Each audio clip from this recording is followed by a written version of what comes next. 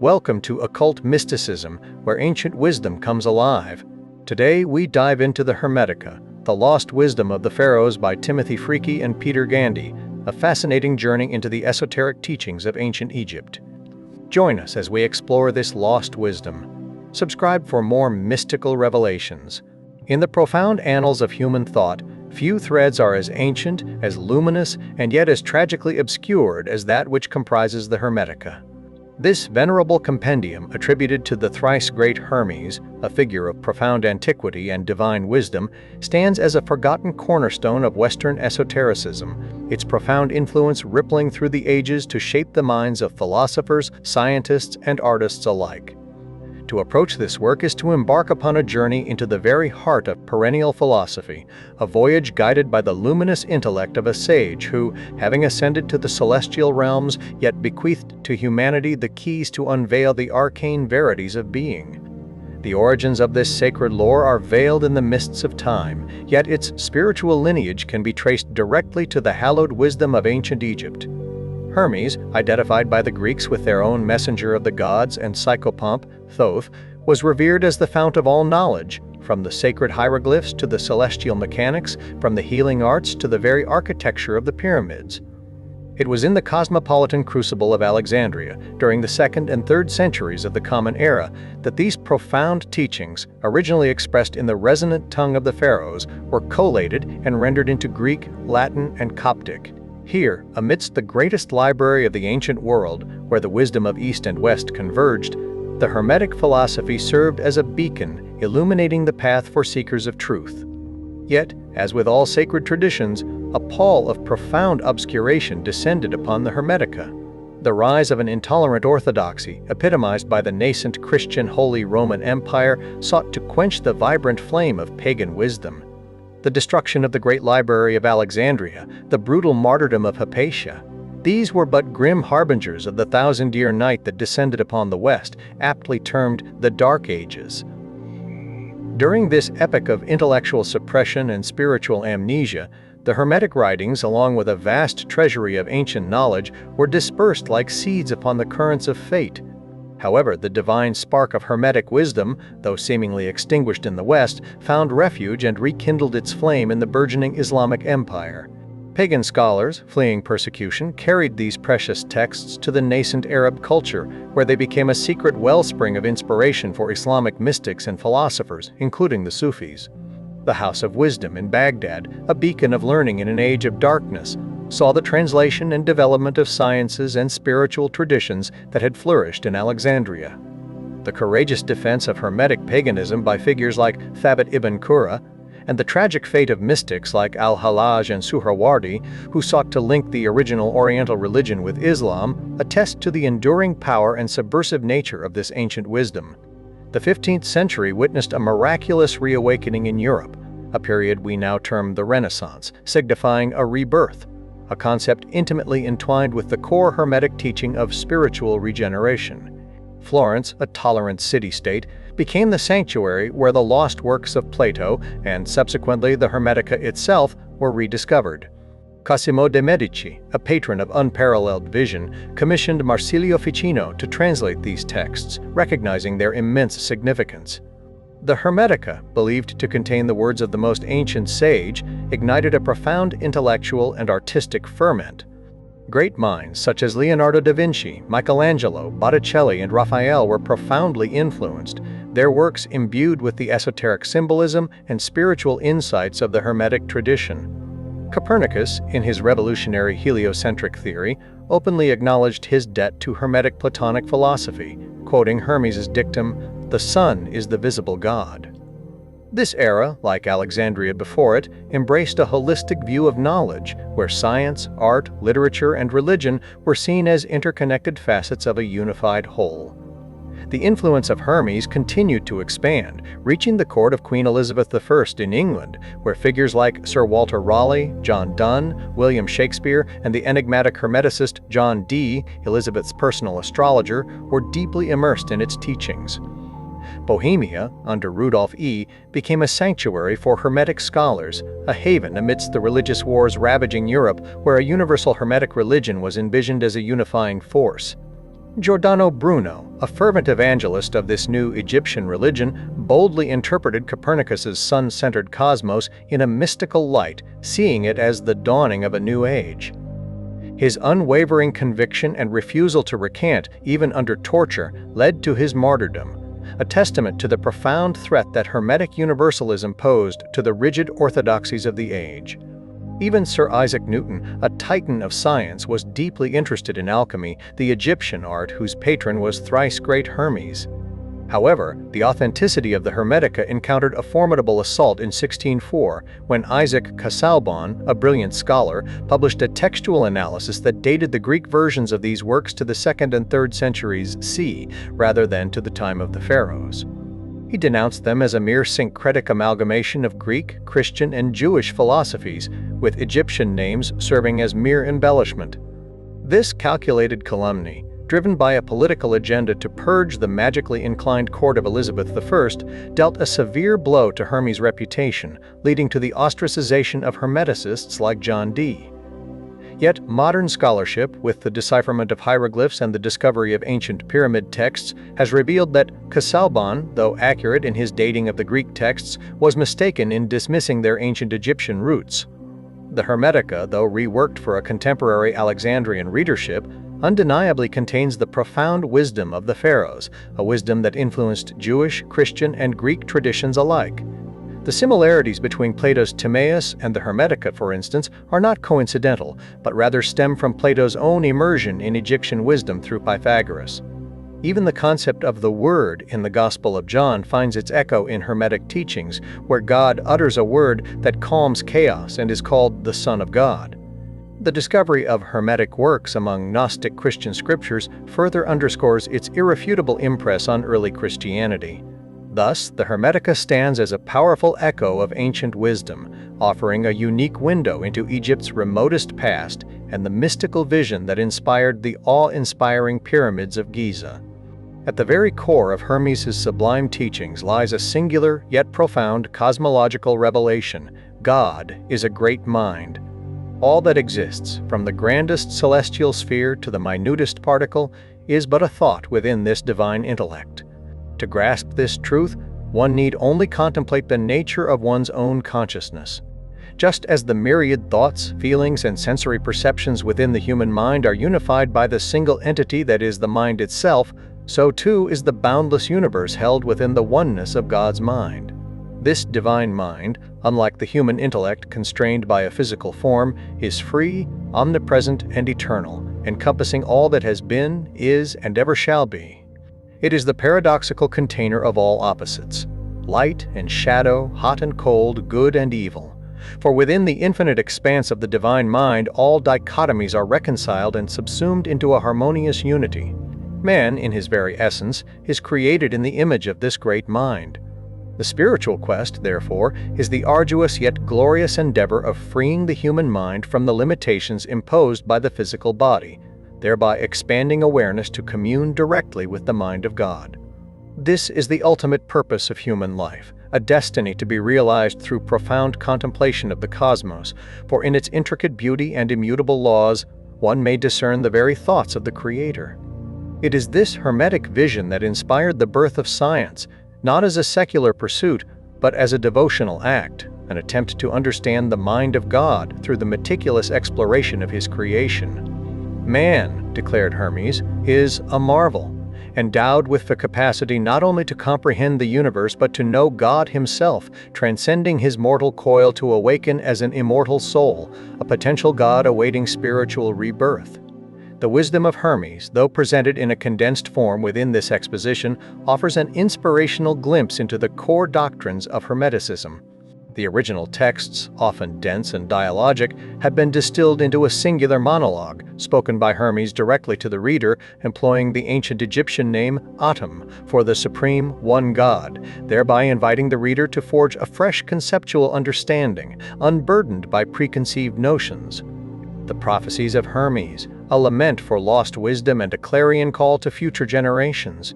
The Hermetic journey begins with a somber prophecy, a lament from the distant past that echoes with disquieting prescience in the modern age. Hermes, the Thrice-Great, divulges the recondite essence of pure philosophy, not as a mere intellectual exercise, but as a profound spiritual striving, a single-minded focus of the mind in deep meditation upon Atom, the one God. This is a philosophy that transcends fleeting opinions, aiming for a direct, experiential apprehension of the mind of the universe. Through the divine gift of our own little minds, we are capable of communing with and apprehending the big mind that meticulously crafts and sustains the cosmos in its exquisite order. Crucially, Hermes posits that spiritual philosophy and science are not antithetical, as they are often perceived today. For the true student of Hermetic wisdom, the study of science is itself a form of devotion.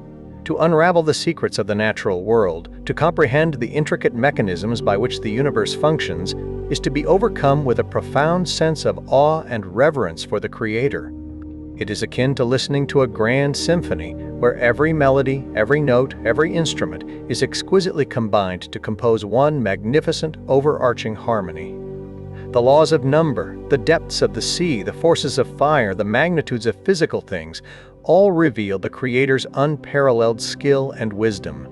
The mysteries of music, in their harmonious interplay, bear witness to the supreme artist who has suffused all things into a single, melodious whole.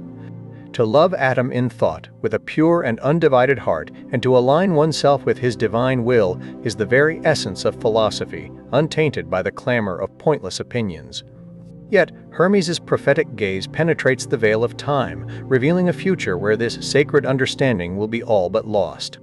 He foresees a time when philosophy will become confused, corrupted by spurious speculation, and entangled with bewildering sciences like arithmetic, music, and geometry, not as devotional paths, but as ends in themselves, devoid of their spiritual context.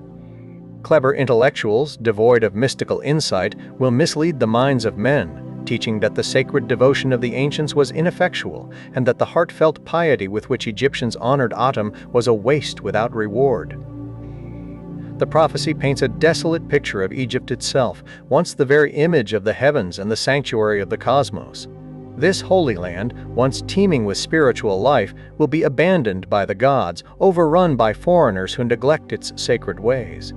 Temples and shrines will be filled with corpses, and the sacred Nile will be fouled with blood.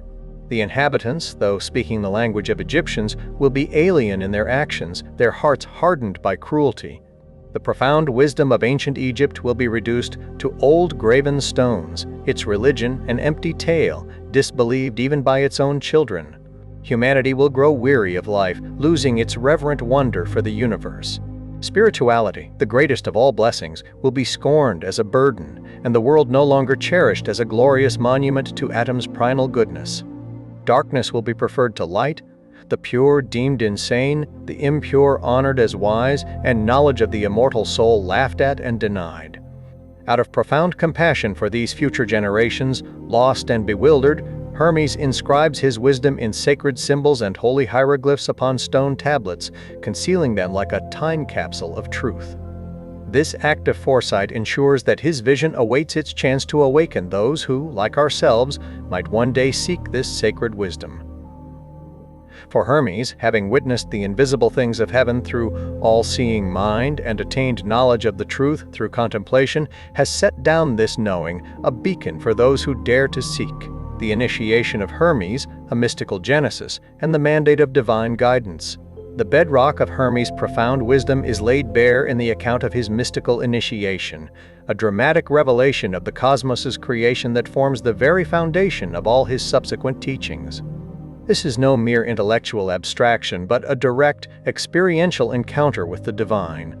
While his senses are suspended in a mystic sleep, a state of alert, conscious emptiness distinct from weary slumber, Hermes finds his mind released from the confines of his body. He soars, and in this transcendent state, a vast and boundless being calls his name, identifying itself as the Way Guide, the Supreme Mind, the thoughts of Atom the One God, omnipresent and intimately aware of Hermes' deepest desires. Hermes, seizing this unparalleled opportunity, begs to be shown the nature of reality and blessed with knowledge of Atom. In that instant, reality itself is unveiled. He witnesses the boundless view, everything dissolving into light, united within a singular, joyous love. Yet this primordial light casts a grim and terrible shadow, which descends to become like restless water, chaotically tossing forth spume like smoke. From these turbulent depths, Hermes hears an unspeakable lament, an inarticulate cry of separation.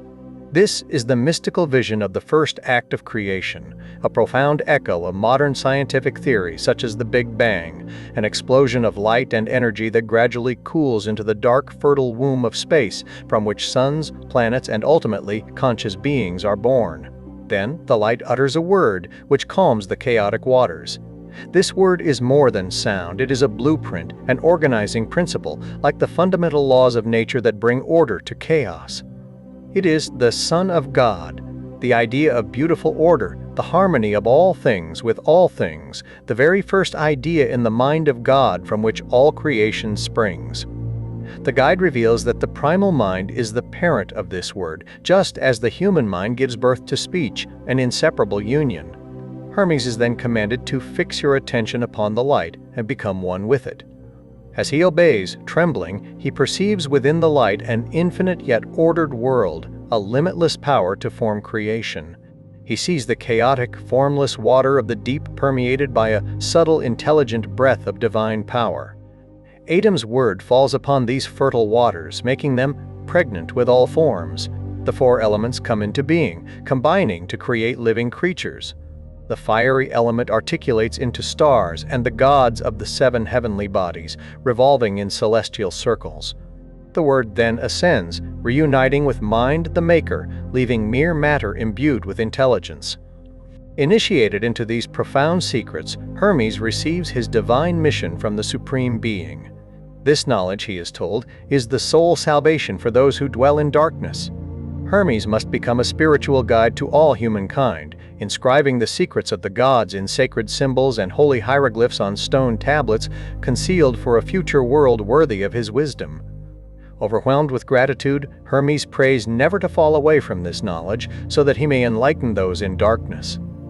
With divine power flowing through him, he begins to speak, some scoffing, others kneeling, but all receiving the seeds of wisdom he is now prepared to sow. He warns his listeners, men of clay, to pay keen attention, lest his words, imbued with power, fly past them and return to their source. The being of Atom, the ineffable oneness and the creative mind. In this chapter, Hermes contends with the ineffable challenge of describing God, or Atom, as he is reverently called. He cautions that such understanding demands deep insight, a gift of grace that flows like a torrent, eluding the comprehension of both listener and teacher. To conceive of Atom is difficult, to define him is impossible, for the imperfect and impermanent are ill-equipped to apprehend the eternally perfected. Atom is presented as the quintessential oneness, the source from which all subsequent numbers, and indeed all existence, spring.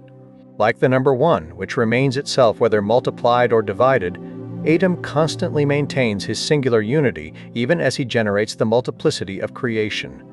His nature is inherently paradoxical. He is the creator who creates himself, always hidden yet manifest everywhere, bearing no particular name because all names are his. He is the unity in all things, compelling us to know him by all names and to call everything Atom. He is the root and source of all, springing from nothing, complete like the number 1, containing the whole within himself. The all and the one are identical. What appears as many separate things are, in truth, united, linked by a chain of being from the highest to the lowest, all subject to Atom's will. The cosmos is one. As the sun, moon, and earth are one, the notion of many gods is absurd, for God is one. Atom alone is the creator of both the immortal and the mutable. To comprehend this, Hermes invites us to consider our own being. One unified self performs diverse actions like seeing, speaking, and thinking. Similarly, Atom sows immortality in heaven and change on earth, disseminating life and movement throughout the cosmos, the two great elements that comprise his being and his creation. He is called Father because he begets all things, and wisdom dictates that begetting children is the most sacred human pursuit. Atom works with nature, within the laws of necessity, orchestrating extinction and renewal, constantly creating creation to display his boundless wisdom. This creative act is not a past event, but an eternal, continuous process, for Atom can never cease to be.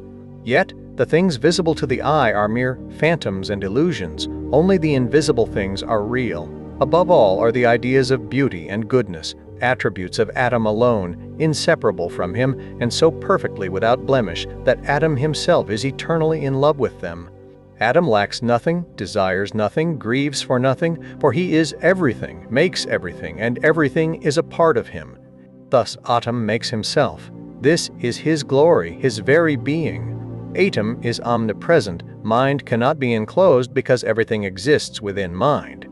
Hermes urges us to observe the extraordinary speed and power of our own minds, to imagine ourselves in a foreign land and instantly be there, to think of the ocean and instantly traverse it, to fly to the heavens without wings, unhindered by sun or planets, even to break beyond the boundaries of the cosmos.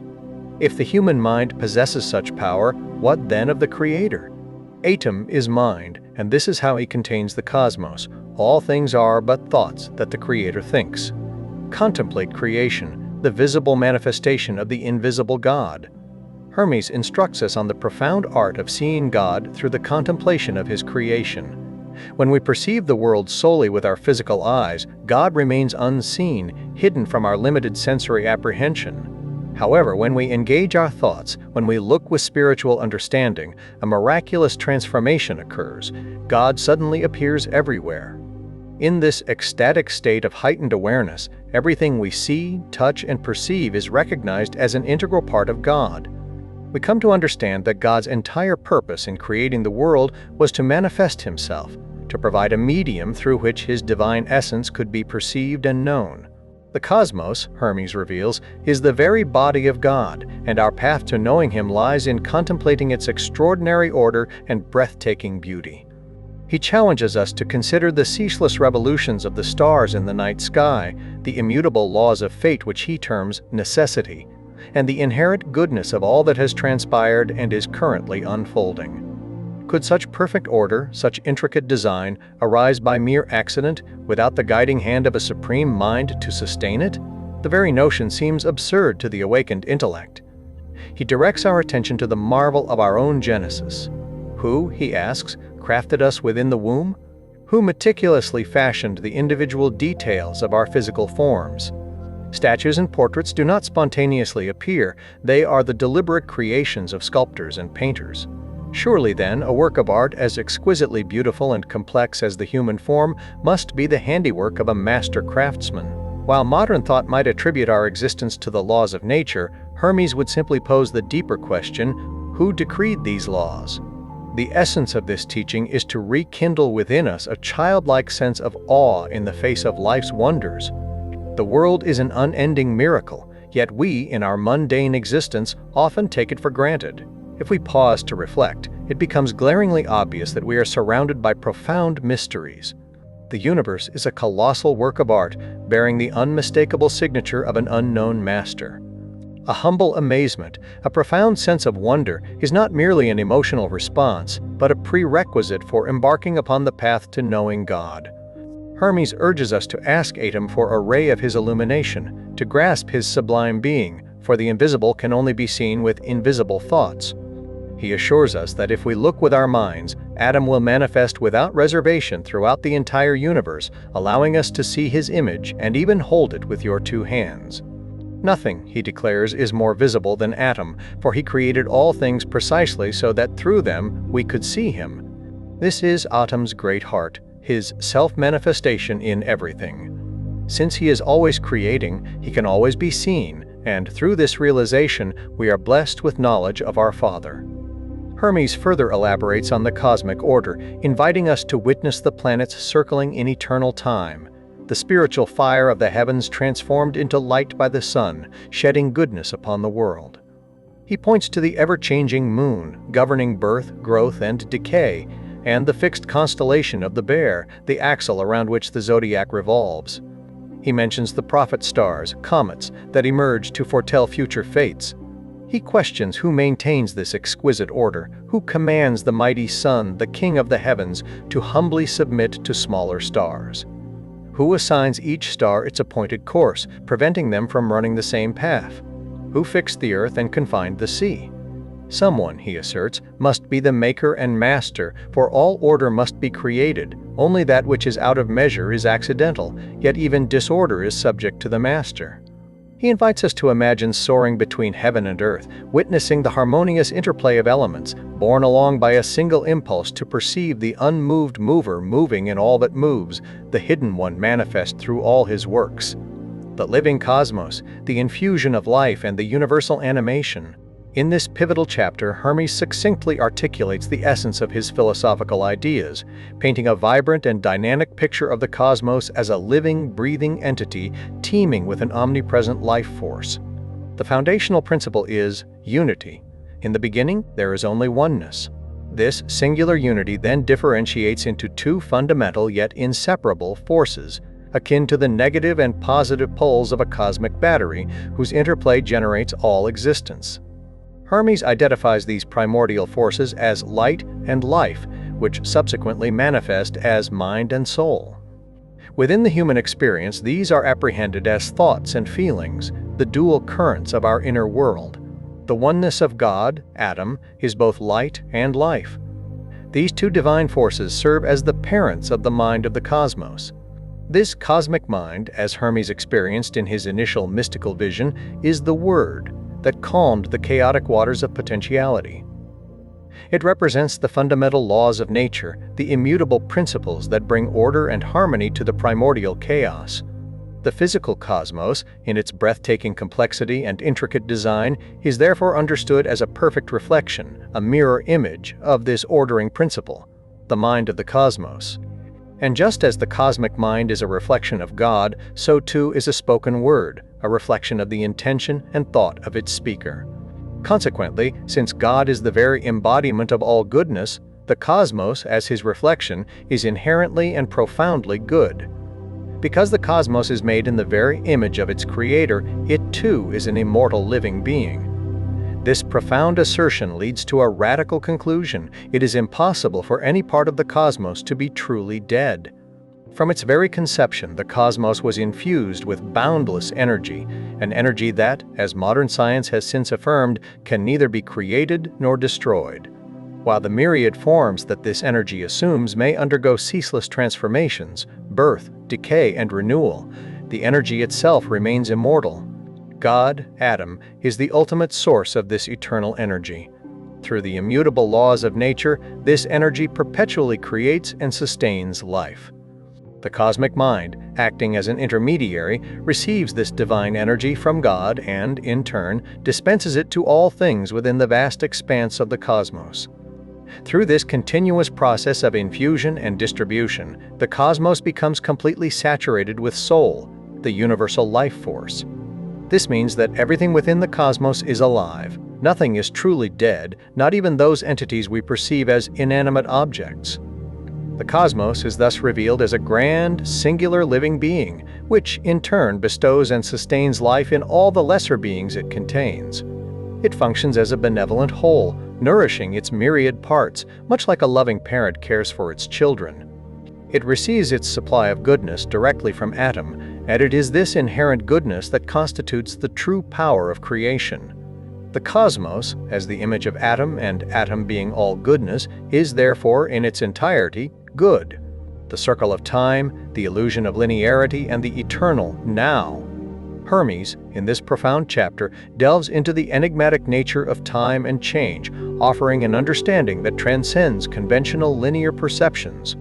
He begins by asserting that, in a profound sense, the cosmos is changeless. While this may seem paradoxical given the ceaseless flux of existence, Hermes clarifies that its motions are determined by unalterable laws, causing it to revolve eternally, without beginning and end. The individual parts of the cosmos may manifest, disappear, and be created anew, again and again in the undulating pulse of time. But the underlying cosmic order remains immutable. Time, then, is presented as the regulator of these natural processes of change within the cosmos. It is measured by the recurring cycles of the stars and the sun, which revolve in fixed and permanent orbits. Unlike the modern conception of time as a straight line extending from an irrecoverable past into an uncertain future, Hermes envisions time as a circle. This circular understanding is, in fact, reflected in our own measurements. A day is a circle of time, beginning anew with each sunrise. A year is a circle marked by the Earth's orbit around the Sun. Vaster circles of time are expressed through the grand movements of the constellations. These cycles, Hermes emphasizes, eventually bring things back to their starting point, though a circle, by its very nature, has no discernible beginning or end. Yet, Hermes transcends even this cyclical view, pointing towards an even deeper, more mystical understanding of time. He invites us to consider the elusive nature of the past, which has departed and no longer is. The future, conversely, has not arrived and is yet to be. Even the present moment, the now, is so fleeting, so transient, that it does not last. Before we can even articulate now, the moment has already vanished. In what meaningful way, then, can it be said to truly exist? This profound mystical insight into the illusory nature of time serves as a pathway to glimpse the oneness of God, who exists utterly beyond the confines of temporal progression. For God, there is no past, present, or future, there is only eternity. To free oneself from the illusion of time, to apprehend the eternal now, is yet another profound means by which one can experience and commune with God. This liberation from temporal constraints is a key step towards true spiritual awareness, allowing the soul to perceive the unchanging reality that underlies the ever-shifting veil of existence. The gods, celestial administrators of destiny, and the visible light of Ra. In this chapter, Hermes elucidates the intricate hierarchy of divine powers through which God, Adam, administers the vast expanse of creation. To the ancient Egyptians, the night sky was not merely a void, but the majestic body of the black goddess Destiny, her form sprinkled with the unchanging star fields of the constellations, within which her unalterable laws were inscribed. In the Hermetica, this great goddess presides over the cosmic order. Against this backdrop of fixed stars, the planets ceaselessly circle, and these celestial bodies, ruled by Destiny, are the 7 administrators who pour forth her decrees upon all things on Earth. Hermes identifies these forces, the 5 visible planets, Mercury, Venus, Mars, Jupiter, Saturn, along with the Sun and Moon, as gods. While the constellations contain the overarching destiny of everything, these planetary powers are the active agents, the administrators who translate that cosmic fate into the tangible realities of the world of the senses. They ceaselessly infuse an uninterrupted stream of soul, life force, into all forms of matter, causing them to undergo continuous change, a process we perceive as living and dying. These gods, though powerful, are themselves governed by the goddess Destiny, who ensures that all their actions are in perfect accord with the supreme will of Atom. A central figure in this celestial administration is Ra, the sun. While Atom is the hidden, pure light, imperceptible to physical eyes because he is pure energy, Ra is the visible light, strategically placed at the center of our solar system. Ra is presented as a direct image of God. Just as Atom, the supreme creator, bestows life upon the entire universe, so too does Ra provide life to the animals and plants of the earth. The light of the sun nurtures nature, drawing forth its fruits and sweet perfumes in the same way that the light of Atom's wisdom nurtures our souls, inspiring us to use all that grows within us in his service. Ra unites heaven and earth, sending down energy from above and raising matter from below, ceaselessly lavishing light on all, benefiting not only heaven but even the hidden depths of the earth. He is a skillful chariot driver, tying the cosmos to himself with rays of light, preventing it from rushing off in disorder, allowing it to go on its way but never to wander. This continuous outpouring of light and life from Ra underscores the pervasive and active presence of the divine in the material world. The hierarchy of creation, the ladder of being from Adam to man. This chapter offers a concise yet profound summary of Hermes' cosmological teachings, outlining the hierarchical structure through which God creates and sustains the cosmos and all its myriad contents. It presents a clear chain of emanation, a ladder of being, descending from the ultimate source, Atom, down to the human realm. The fundamental sequence of creation is articulated thus: Atom creates the cosmic mind. The cosmic mind is the first emanation from the Supreme One, the divine intellect that holds the blueprints of creation. The cosmic mind creates the cosmos. This refers to the structured, ordered universe, the physical manifestation of the cosmic mind's ideas. The cosmos creates time. Time is an inherent principle of the created universe, regulating its processes and changes. Time creates change. Change is the observable reality within the temporal framework of the cosmos, the constant flux of becoming and passing away. Each level in this hierarchy possesses a distinct essence, a defining characteristic that flows from its origin. The essence of Atom is primal goodness. He is the ultimate source of all that is benevolent and perfect. The essence of the cosmic mind is permanent sameness. It represents the immutable laws and archetypes, the unchanging principles that govern existence. The essence of the cosmos is beautiful order. It is the harmonious arrangement and intricate design evident in the physical universe. The essence of time is movement. It is the dynamic force that propels creation through its cycles. The essence of change is life. Life, in its broadest sense, is the manifestation of this constant transformation and renewal. The active principles at each level are also delineated. Atom works through mind and soul. These are his primary instruments of creation and animation. The cosmic mind works through immortality and duration. It establishes the eternal and enduring aspects of the universe. The cosmos works through turning and returning. This refers to the cyclical motions and processes within the physical realm. Time works through increase and decrease. It governs growth, decay, and the ebb and flow of existence. Change works through quality and quantity. It manifests in the specific attributes and measures of phenomena. The relationships of containment and reflection are also emphasized. The cosmic mind is in Atom. It is an intrinsic aspect of the divine. The cosmos is in eternity. It exists within the timeless realm established by the cosmic mind. Time is in the cosmos. It is a dimension of the created universe. Change is in time. It is the dynamic expression within the temporal flow. Finally, the chapter highlights the profound interconnectedness and mirroring nature of this divine architecture. The cosmic mind is permanently connected to Atom. It is an inseparable emanation. The cosmos is made up of thoughts in the cosmic mind. The physical universe is a manifestation of divine ideas. The cosmic mind is an image of Atom. It reflects the divine intellect. The cosmos is an image of the cosmic mind. It is the physical embodiment of those ideas. The sun is an image of the cosmos. It is the central, life-giving principle within our solar system, reflecting the larger cosmic order. Man is an image of the sun.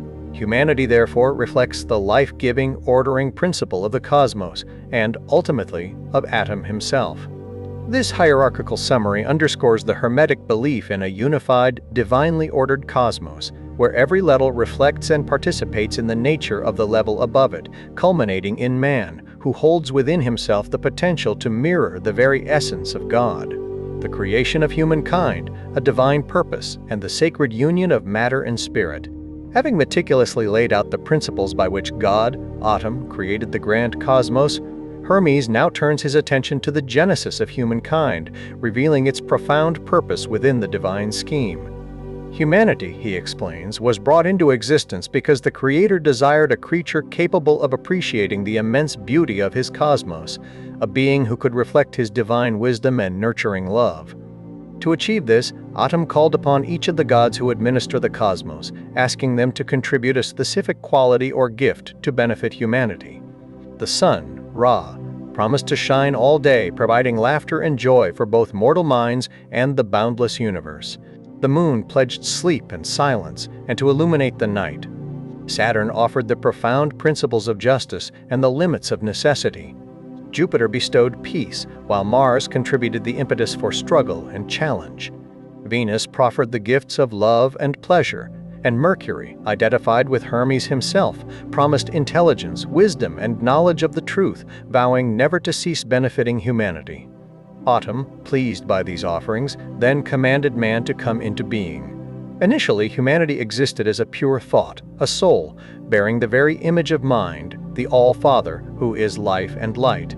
This spiritual essence delighted Atom, and humanity, joined to the gods by a sense of kinship, worshipped them with piety and holy thoughts, while the gods, in turn, watched over humankind with concern and loving mercy.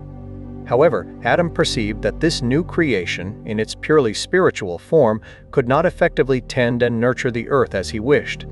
Therefore, he deemed it necessary to shelter the immortal soul within a mortal, material envelope. To facilitate this, Atum first brought forth nature, a being of such exquisite beauty that even the gods were smitten. Nature was made mistress of the world, and from her communion with herself she produced all manner of seeds. Atum then took these seeds and scattered them over the earth, the universal mother of all worldly things. Seeing in the human soul a beautiful image of Atum, nature was filled with an insatiable love. She clasped the human soul to her, and in a profound act of divine union, they merged to become one in love. This sacred blending of the mortal and the eternal, of body and soul, gives rise to each individual human being, endowing us with a dual nature.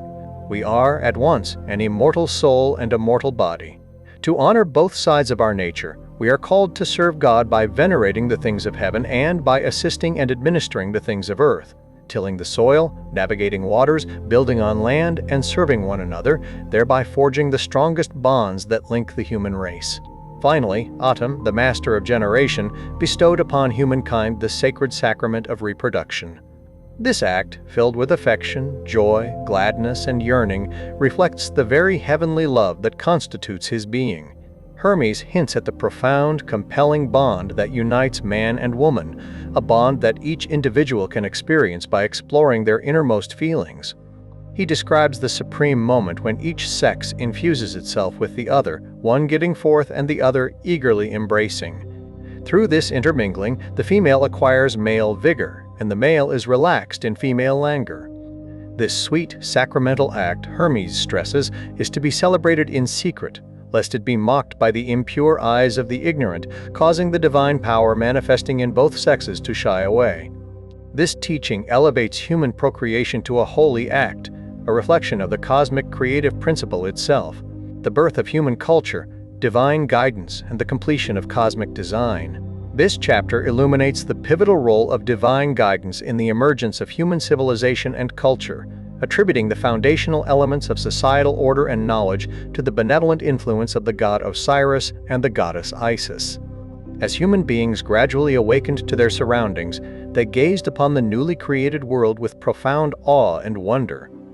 The exquisite perfection of the cosmos, flooded with sunlight by day and illuminated by celestial torches at night, with holy planetary powers tracing their paths in fixed and steady meter, ordering the growth of things with their secret infusions, inspired in humanity a deep-seated desire to participate in the pleasure of creativity. Recognizing this innate yearning, the Creator, Atum, commanded each of the planetary gods to share a portion of their creative power with mankind. The Hermetica posits a remarkable concept. The universe is not a finished work. It will remain incomplete until humanity has played its destined part in the grand narrative of creation. The arts and sciences, invented and developed by human ingenuity, are not mere human endeavors, but serve to complete the vast plan of destiny, with art in particular finishing what nature, in its raw state, cannot. All those who cooperate with the divine will of the Creator, applying their skill and knowledge, contribute to enhancing the beauty and order of the cosmos. Chance, Hermes notes, is movement without order, while skill is the force that creates order. Thus, the earth is maintained in order through humanity's knowledge and application of the arts and sciences, fulfilling Atum's will that the universe should not be complete without man's contribution. The ancient Egyptians held a profound belief that all the knowledge essential for humanity's survival and flourishing on earth was bestowed upon their ancestors by the divine pair, Isis and Osiris. The goddess Isis, a figure of profound nurturing wisdom, taught people the crucial arts of sowing and animal husbandry, thereby ensuring their sustenance and preventing starvation. She also revealed the healing properties of herbs and the principles of medicine, enabling humanity to care for the physical body. Furthermore, Isis instilled a deep respect for the dead, instructing people on the sacred rites of embalming, how to wrap bodies in bandages soaked in oil and spices, and how to honor their memories with offerings of fruits and flowers, preserving the continuity between the living and the departed. Osiris, her divine counterpart, brought forth the foundations of social order. He gave people laws and established the principles of justice, thereby curbing the savagery of mutual slaughter that might otherwise have plagued early humanity. He instituted the sacred rites of worship, rituals designed to correspond to the celestial powers of the heavens, consecrating temples and ordaining sacrificial offerings to the gods who were their ancestors. Osiris also ordained the first prophet priests, individuals trained to nurture men's souls through the proper use of philosophy and learning, and to cure bodily sickness through the healing arts. He introduced the mighty god of oaths, the very founder of pledges and good faith, thereby filling the world with justice. Together, Isis and Osiris, revered as the divine parents of the human race, were believed to have lifted their ancestors out of a primal state of savagery, guiding them towards civilization and spiritual enlightenment. In life, Isis continued to watch over and care for humanity, while Osiris, the Lord of Souls, became the guardian of the spirits of the dead. Their worship endured for thousands of years, from ancient times through the late Roman period, with temples dedicated to them across Egypt, standing as enduring testaments to their profound and lasting influence on human culture. Man is a marvel, the dual nature and divine potential of humanity. This chapter delves into the profound nature of mankind, articulating its unique position within the cosmic hierarchy and its special, intimate relationship with God. Hermes declares that Adam, the cosmos, and man constitute the three great beings, forming a sacred trinity of existence. The cosmos, in its entirety, is an image of God, reflecting his divine order and beauty.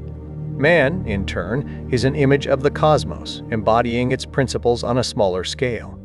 Each of these three entities, though composed of many diverse parts, is paradoxically greater than the mere sum of those parts, unified by an overarching essence. Man, Hermes explains, was created with a specific divine mandate, to be a vehicle through which God could continue to bring order and beauty to the cosmos, to participate actively in the ongoing work of creation. While all living things possess soul, the animating life force, only human beings are endowed with the extraordinary power of mind, a faculty that enables us to contemplate the cosmos and, ultimately, to know God himself. Human beings are presented as the quintessential meeting place of spirit and matter, a unique confluence that bestows upon us a dual nature. In our physical bodies, we are mortal, subject to the laws of destiny governed by the stars and bound by the limitations of the earthly realm. Yet, in our intelligence, in our mind, we are immortal, eternal, divine, and free, a direct reflection of God's own mind. The human mind, Hermes asserts, is enclosed within the physical body, as if within a walled garden, secluded to live in peace, yet capable of transcending its physical confines. In a bold and audacious claim, Hermes dares to suggest that this unique dual nature even elevates human beings above the gods themselves. The gods, personified by the heavenly bodies, are confined within their permanent celestial orbits, unable to move beyond their appointed boundaries. A human being, however, possesses the extraordinary capacity to be simultaneously on earth and, through the boundless power of his mind, to ascend to the heavens. Hermes's words resonate with prophetic foresight, anticipating the very trajectory of human exploration. In the modern age, humanity has indeed used this power to journey literally to the stars, and, through the marvel of telescopes, to peer back into the very origins of the universe. Being both spirit and matter, man serves as an intermediary, a bridge between these two great principles. He is greater than beings who are merely mortal, for he possesses an immortal spark. He is also, in a sense, above those who are purely immortal, the celestial gods, precisely because he can traverse both realms. Man shares in the creative power of God, even to the extent of creating gods in his own human image, a reference perhaps to the creation of sacred images, rituals, or even abstract concepts of divinity. Hermes concludes this profound meditation with the declaration that man is a marvel, worthy of profound wonder and reverence. This sentiment, indeed, fueled the humanism that blossomed during the Renaissance, placing humanity at the center of creation, not as a fallen creature, but as a being of immense potential. The ultimate purpose of human life, therefore, is not merely to exist, but to rise above our solely human nature, to awaken and fully realize our inherent divine nature. Human beings possess the unique potential to know God, and this, Hermes emphasizes, is God's greatest wish for us, that we fulfill this extraordinary potential. Man is contained by the cosmos and the cosmos by Atom, making man, in a sense, the grandson of Atom, acknowledged and loved by the divine, whose salvation lies in the ascent to heaven and the ultimate knowledge of Atom.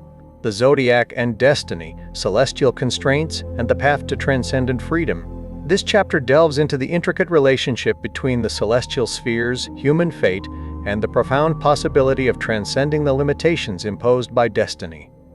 Hermes explains that after creating the beautifully ordered universe, God, Atum, desired to extend this order to the world of humanity. Thus, he sent down man, a mortal creature made in the image of an immortal being, to serve as an embellishment of the divine body of the cosmos, and to fulfill the crucial function of completing Atom's work, to view the universe with awe and wonder, and to come to know its maker. However, this divine gift of creation was met with apprehension from the heavenly gods, the planets, who had already bestowed some of their power upon man. They voiced a cautious complaint: "You are being rash in creating humanity." They feared man's inquisitive eyes and audacious hands, foreseeing a creature that would dig up plant roots, investigate stones, dissect animals and even one another, seeking to discover the secrets of life and what lies hidden within. They predicted man would cut down forests, sail across seas, dig mines into the earth's depths, and, most alarmingly, press on to explore the world above, seeking by observation to discover the laws that govern the movements of the heavens. Their concern was that man's powers were too great and unlimited, posing a danger to both himself and the established order of the cosmos.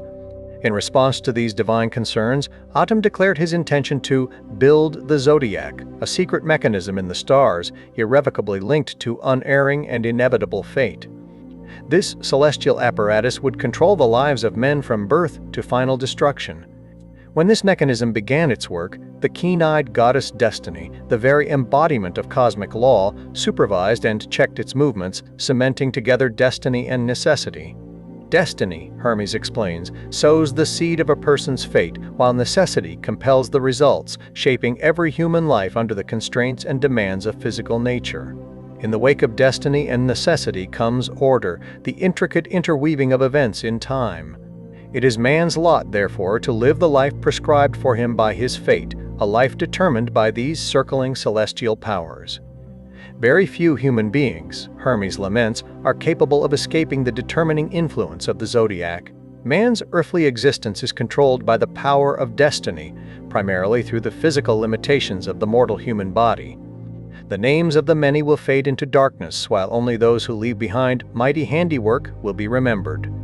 However, Hermes offers a profound path to liberation. If the rational part of a man's soul is illuminated by a single ray of Atum's light, then the workings of these gods is as nothing, for all gods are powerless before the supreme light.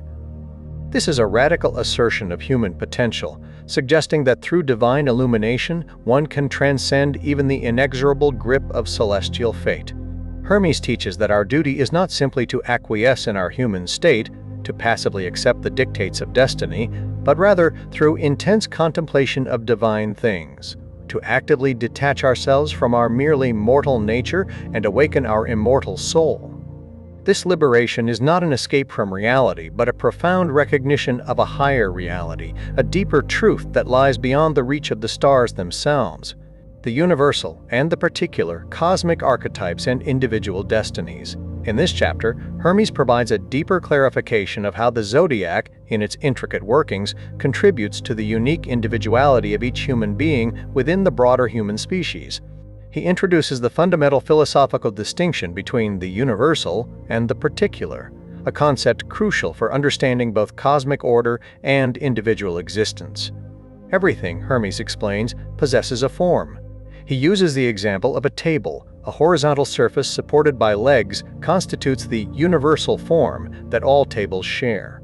Yet, every individual table is also a unique, particular form. One might be large and made of oak, another small and crafted from plastic. Both are distinct, yet both undeniably embody the universal form of table. If an object deviates too far from this universal form, it ceases to be recognized as such. A smashed table becomes firewood, its form transformed. This principle extends to all of creation. Every animal, for instance, is both unique in its particularity and a member of a specific universal species. Similarly, all human beings share the universal quality of humanness, yet each individual possesses unique characteristics that distinguish them from others within the species. Each one of us is a particular manifestation of the universal form, human being. The profound insight here is that the universal forms are unchanging and permanent. Humanity, for example, remains fundamentally human across generations, regardless of cultural or technological advancements. Our ancestors were no more or less human than we are. However, the particular forms are in constant flux. In a single human life, we transform from a baby to an adult and then to an elder. We never remain static. Yet, the entire spectrum of birth, mortality, and death is contained within the unchanging universal form of a human life.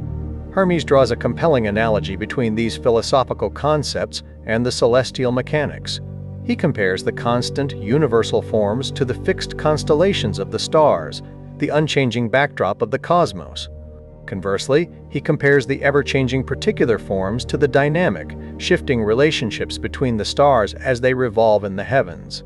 Just as the sky changes from wet to dry, cold to hot, bright to dark, yet remains the universal sky, so too do individual forms transform while remaining subsumed under their unchanging universal archetypes. The earth, though constantly generating different crops, remains the earth. Water, whether standing or flowing, remains water. The human body, Hermes reveals, is an earthly temple, constructed by the power of the zodiac, which creates myriad particular forms from simple archetypes. There are 12 signs of the zodiac, and the forms they produce fall into 12 divisions, yet they are inseparably united in their action. Nature, through the zodiac, fashions the human body such that its constitution resonates with the patterns of the stars, creating a mutual influence. At the moment of our birth, the planetary gods on duty as ministers of birth take charge of us. These particular celestial powers, which change with the rotation of the planets, enter through the body and mold the shape of our souls. They penetrate our nerves, marrow, veins, arteries, and even our innermost organs, thereby determining our individual destiny and characteristics.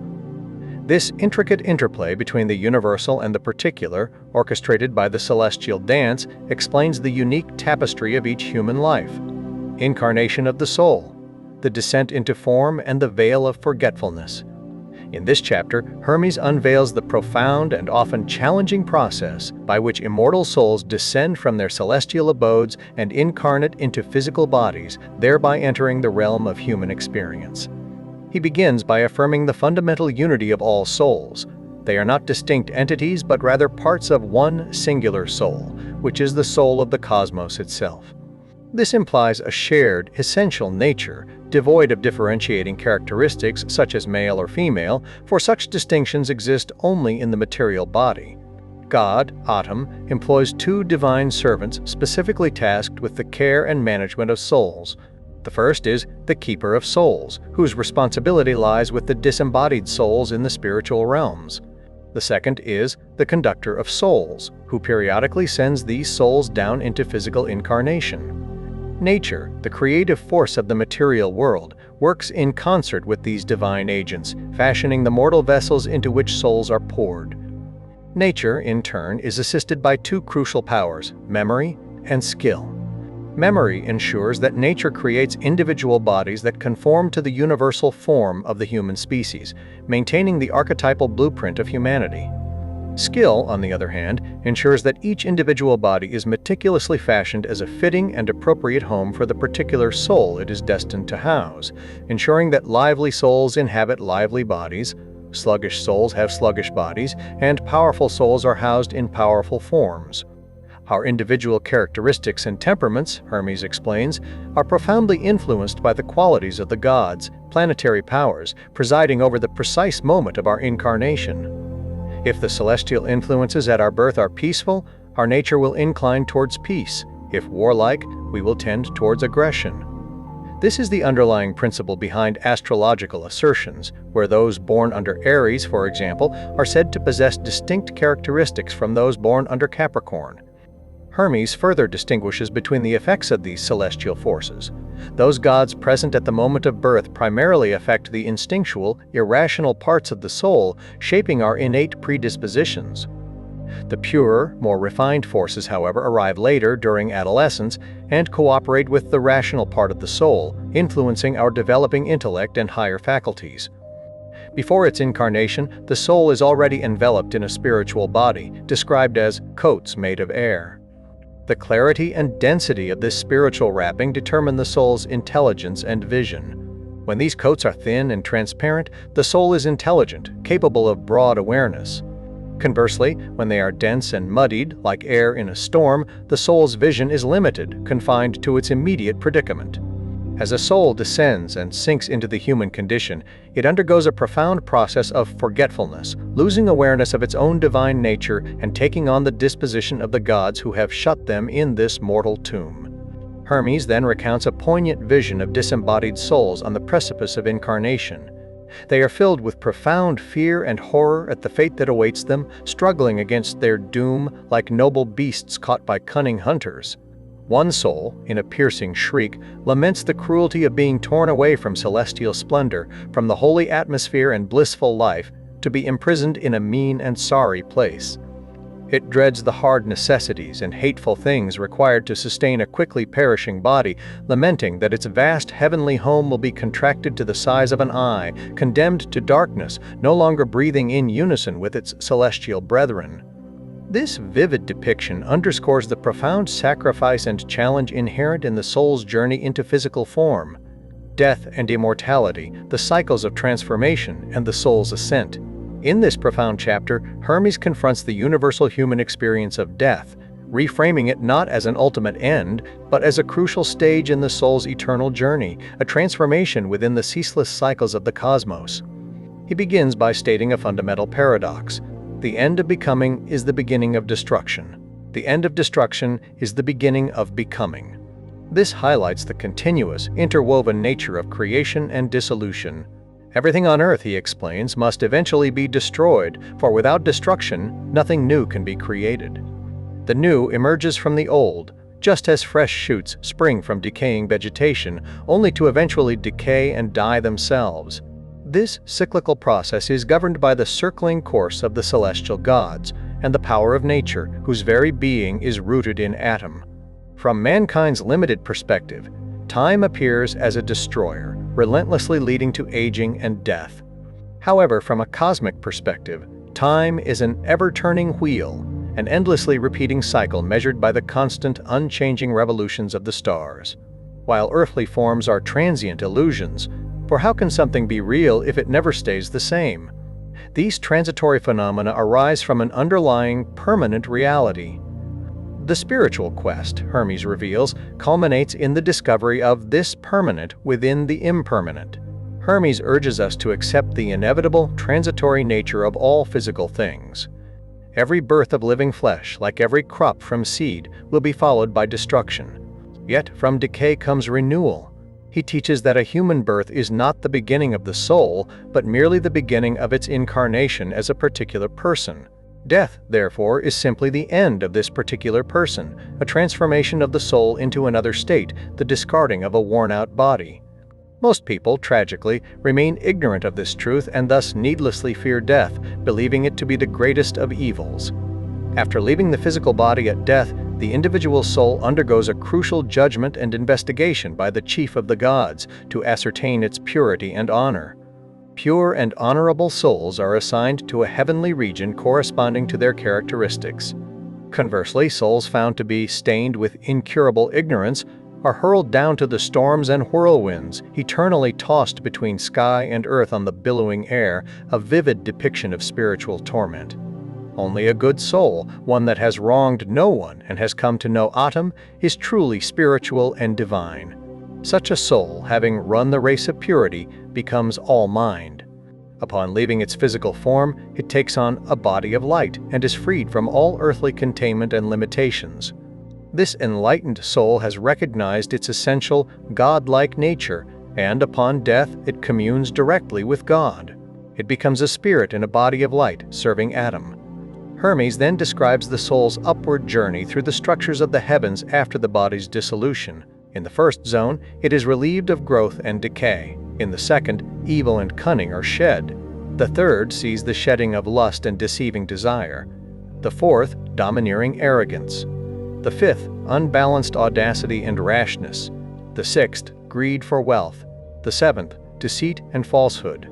Having been stripped of all that was imposed upon it by the celestial structures, the soul now possesses its own proper power and may ascend to the eighth sphere, rejoicing with welcoming beings and singing psalms to the Father. The gods dwelling above the eighth sphere sing praises with their unique voice, calling each soul to surrender to the gods, thereby becoming a god itself by entering communion with Atum. This, Hermes concludes, is primal goodness, the consummation of true knowledge. Having been initiated into immortality, a human soul, now transformed into a god, joins the gods who dance and sing in celebration of its glorious victory. Ignorance of the soul, the torments of material enslavement, and the path to liberation.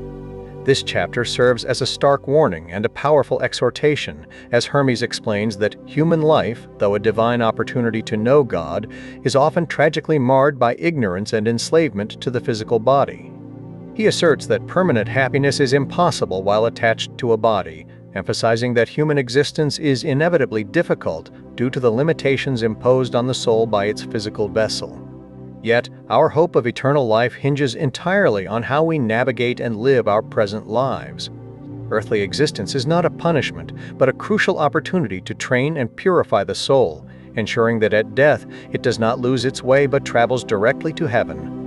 Hermes highlights the tragic irony of human existence. Everything material, including our own body, is fundamentally alien to our essential spiritual nature.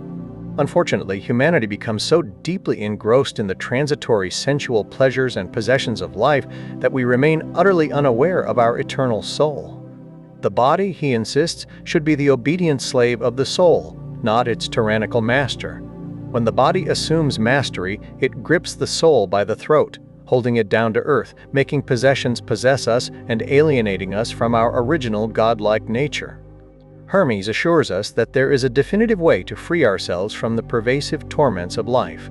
These torments, he reveals, are not external impositions but are simply caused by our own profound ignorance. He passionately exhorts us to break free from this enslavement, to develop our inner vision, and to wield the immense power of our mind to directly experience the mind of God. Why give yourselves to death when you could be immortal? He challenges, urging a radical shift in perception and priority.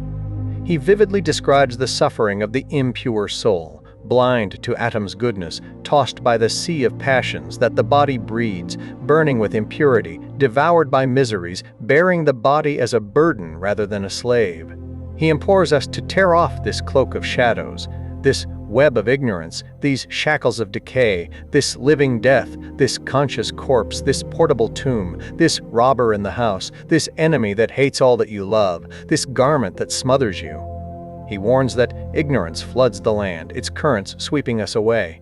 Instead, he urges us to make use of the backflow, to seek the safe haven of liberation, to anchor there and find a guide to the house of knowledge. There, he promises, we will see with the heart the brilliant brightness. He confronts the self-limiting beliefs that bind us. If you shut your soul up in your body and demean yourself, saying, "I cannot know, I am afraid, I cannot ascend to heaven," then what have you to do with Atum? He urges us to wake up your sleeping soul, to empty ourselves of the darkness, of ignorance, and thereby be filled with light. Hermes concludes with a powerful assurance: there is no greater mistake than to possess the power to know Atum and not to use it. Simply wishing and hoping to know him is enough to set us on the direct road to goodness. This spiritual path, he declares, is surprisingly easy to travel, for everywhere Atum will come to meet you. God appears when and where we least expect him, whether awake or asleep, traveling by water or land, by night or day, speaking or silent. This is because, ultimately, Atum is all. The end of the spiritual journey is the profound realization that he is everywhere and everything, a pervasive, omnipresent reality awaiting our recognition. Knowledge of Atum, the divine mirror, and the prize of mind. In this foundational chapter, Hermes lays bare the ultimate purpose of human life, the attainment of knowledge of God, Atum. He asserts a fundamental principle of spiritual epistemology: only like can truly know like. Therefore, to genuinely know God, we must strive to become like God. This is not a passive intellectual exercise but an active, transformative process of expanding consciousness. Hermes provides a series of profound contemplative exercises. We must imagine ourselves immeasurably expansive, rising out of time to eternity, believing that for us, nothing is impossible. We are to see ourselves as immortal, learned in every art and science, at home in the haunts of every living creature. We must make ourselves higher than the highest and deeper than the depths, embracing all opposites, heat and cold, hard and fluid. We are to think ourselves everywhere at once, on land, at sea, in heaven. Paradoxically, we must imagine ourselves unborn in the womb, yet also young and old, and already dead, and in the world beyond the grave. By embracing these seemingly contradictory states, by seeing that everything coexists within mind, all times and all places, all things of all shapes and sizes, we will, Hermes promises, come to know Autumn. Mind, Hermes declares, is the very divine substance of Atom, though only Atom knows its precise nature. Mind is not separate from Atom but emanates from him like light from the sun. In human beings, mind is the immortal part, the divine light that produces divinity.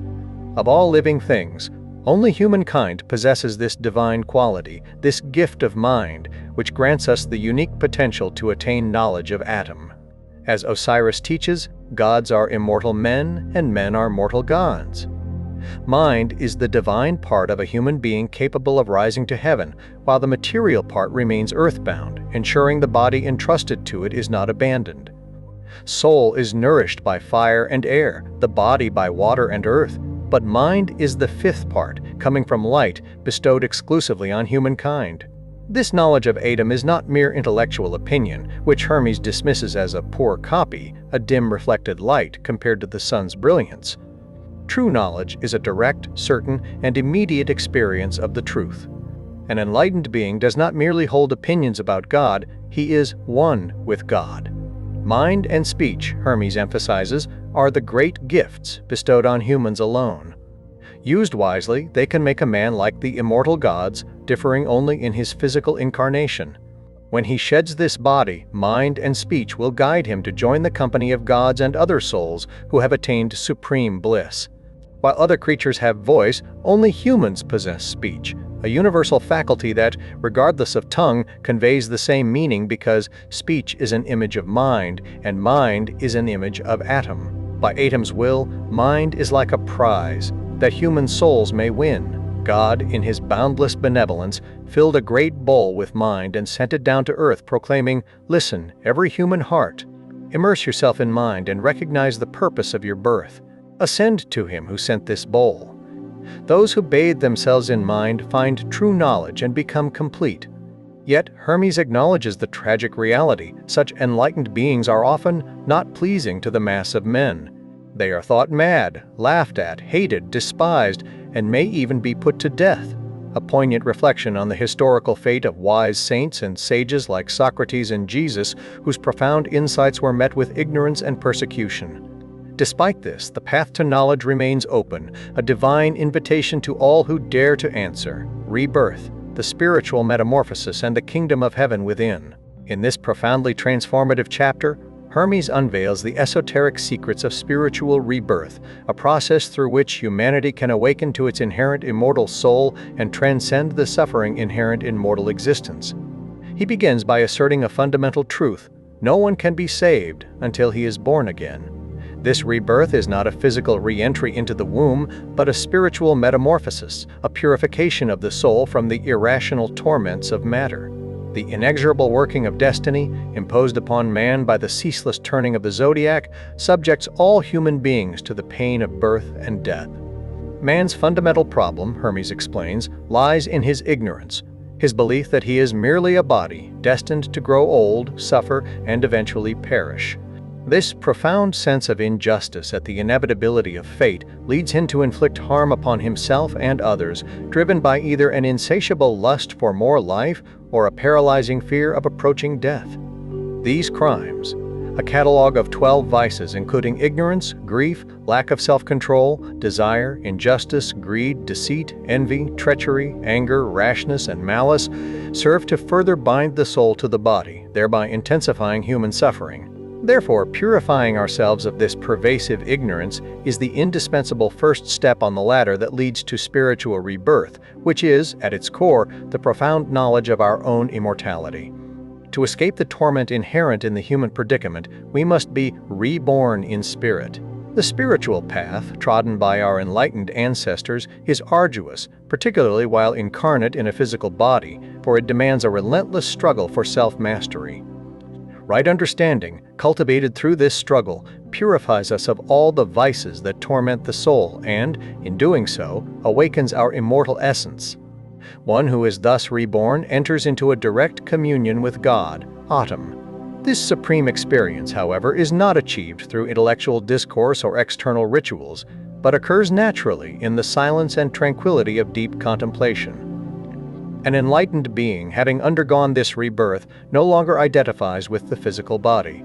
The body, he realizes, belongs to nature, not to him, and therefore its ultimate fate is of no consequence. He becomes one with everything, perceiving goodness everywhere, bathed in divine light, having become all-mind. Hermes emphasizes that rebirth is not a theory to be learned through rote memorization or intellectual assent. It is a natural occurrence that happens when God wills it. All that humanity can do is to prepare for this enlightenment by diligently mastering our passions and accepting whatever fate may bring us. For a man with spiritual vision, all things are inherently good, even those that appear evil to others. His profound knowledge of God grants him the ability to discern goodness at work, even when he is mistreated or faces adversity. Those who are reborn, Hermes concludes, are already living in the kingdom of heaven, experiencing a state of blessedness that transcends earthly conditions. He describes the womb of rebirth as wisdom, the conception as silence, and the seed as goodness. Those born of this birth are no longer the same. They are of the gods and children of Atum, containing and being in all, no longer made of matter, but all mind. This is the ultimate liberation, a profound and joyful transformation of being. Secret teachings, the open secrets of nature, and the harmony of the soul. In this penultimate chapter, Hermes offers a reflective review of his teachings, subtly encouraging the reader to transcend the mere words and attain a profound experiential realization of their inherent truth. He begins by alluding to the closely guarded secrets of ancient mystery religions, where initiates took oaths of secrecy punishable by death. However, Hermes reveals a deeper truth. These secrets, in their very essence, guard themselves. They are not hidden by human decree, but are sacred, open secrets, inscribed in the universal language of nature, in the rhythmic movement of the stars, the harmonious singing of the birds, the intricate dance of life itself. The answers, he implies, are perpetually available to all who possess the capacity to look and listen with minds unclouded by the opinions and preconceptions of others. Hermes acknowledges that he has attempted to convey some of these profound secrets. He cautions that if the reader is not yet ready to receive them, they will simply not understand what has been read. Words, he explains, can only lead us to the doorway of truth. The true passage, however, occurs only through contemplating their deeper meaning. If we meditate upon these teachings, allowing them to resonate within our inner being, we will come to know them as true, not as intellectual concepts, but as direct, undeniable realities. Conversely, if we fail to engage in such contemplation, the teachings will remain mere concepts and opinions, devoid of transformative power. Speech alone, he asserts, cannot convey the truth, but the extraordinary power of mind, when led by speech to think things through thoroughly, can indeed find the peace of true beliefs. Hermes confesses that he has striven, as far as is possible, to paint a likeness of Atum for the reader. He assures us that if this likeness is gazed upon with the eyes of your heart, it will inevitably lead us to the upward path. The vision itself, he promises, will serve as our guide, for it possesses a peculiar power. It takes possession of those who have seen it and draws them out, just as a magnet draws iron from the black earth. This is the journey of knowledge. He urges us to speed towards this knowledge, acknowledging that while it may be challenging to relinquish the familiar and return to our old home from which we originated, Atum's grace never fails, and there is no end to his bounty. He then employs a beautiful metaphor. God is like a musician who composes the intricate harmonies of the cosmos, imparting to each individual his or her own particular theme or rhythm of their own music to play. If the music of our lives seems discordant, if we experience suffering or disharmony, we should not lay blame upon the master musician. Rather, the fault lies with ourselves, for we are the out-of-tune instrument whose deficiencies mar the perfect beauty of his divine composition. Hermes concludes with a deeply personal reflection, observing that when an artist dedicates himself to a noble theme, his instrument mysteriously becomes perfectly tuned, its deficiencies yielding glorious music to the amazement of his listeners. He applies this insight to himself, despite his personal weaknesses. By Adam's power, his music is made good, becoming a perfect vehicle for the divine will. He assures the reader that God will likewise make your music perfect if we are prepared to surrender to him. He notes that there is no discord among the inhabitants of heaven. All share one purpose, one mind, one feeling, bound by the spell of love into a harmonious whole. The earthly part of the universe, he suggests, would seem rude and savage without sweet melodies. This is why Autumn sent down the choir of muses to inspire music among humankind, so that men could adore divinity with hymns of praise, in polyphony with the psalms of heaven. Thus, Hermes invites us to adore Adam with deep gratitude, knowing that our words become true praise only when he accepts them, and that through this devotion, our own souls can be brought into perfect harmony with the cosmic symphony. In praise of Atum, the ecstatic union, and the omnipresent divine. In this culminating chapter, Hermes offers a magnificent and deeply personal hymn to God, Adam, serving as the glorious crescendo to his profound teachings. Having meticulously guided us to the very threshold of truth through his words, he now demonstrates, by his own ecstatic example, the boundless joy and liberation that await those who dare to cross over. He abandons himself in a state of rapturous surrender, immersing himself in a direct personal experience of God, allowing his being to become a conduit for divine praise. Hermes begins by setting the scene for this ultimate act of devotion. In a place open to the sky, facing west at sunset or east at sunrise, he prays for the cosmos to be flung open to him, for all nature to receive the sound of his psalms. He calls upon the great earth and the trees to silence their waving boughs, for he is about to sing the praise of the one and all. In a powerful invocation, he asks justice to praise the just through him, goodness to praise the good through him, truth to praise the true through him, and selflessness to praise the all through him.